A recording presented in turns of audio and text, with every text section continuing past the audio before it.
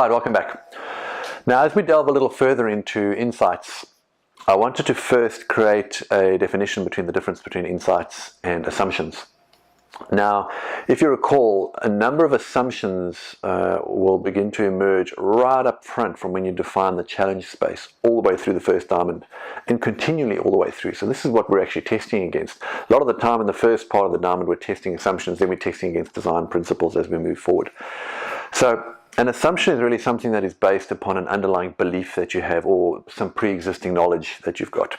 It's normally based upon your experiences, some paradigms, and possibly some old insights that you might have already extracted. So, for example, I might look at a classroom and I might see, oh, well, chairs are at the back for students, and up front there's a desk, and that's where the teacher sits. Might have an assumption which says, well, classroom and school is all about doing a whole bunch of school work at school and coming home and doing homework.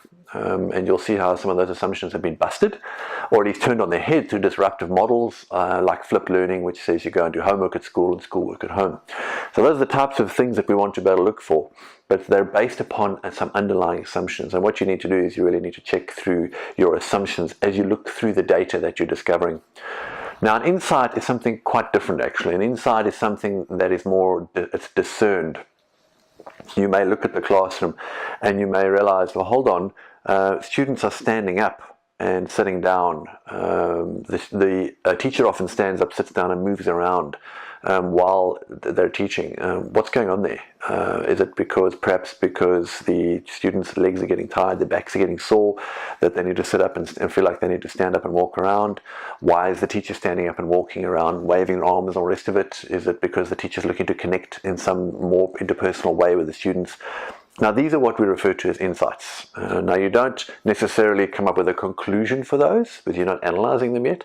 You're just stating a point. So your insight is, we notice that within the classroom, a number of students keep standing up and sort of stretching their backs or leaning forward and sitting in funny ways because they're actually feeling quite uncomfortable. That's the insight. We can do something with it later and turn it into a problem statement or a question.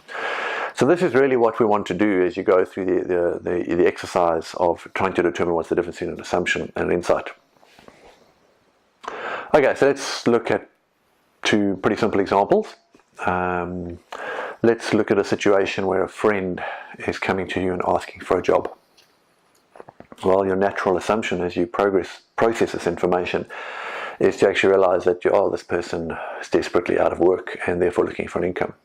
And that's the assumption that we apply to it.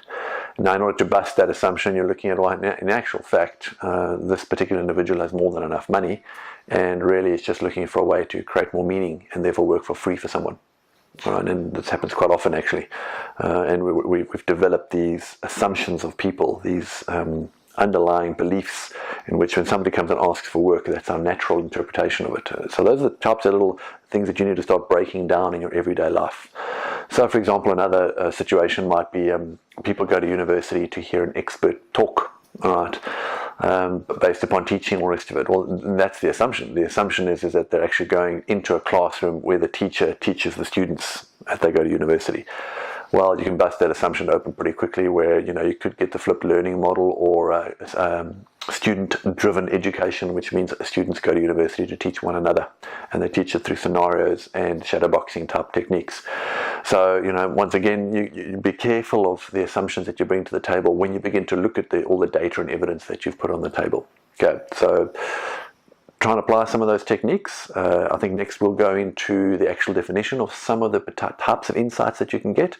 So bear in mind that assumptions are based upon experiences and beliefs and paradigms, whereas insights we want to extract are based upon things that we discern through connections, contradictions, curiosities, those types of things which we'll deal with in the next video. See you then.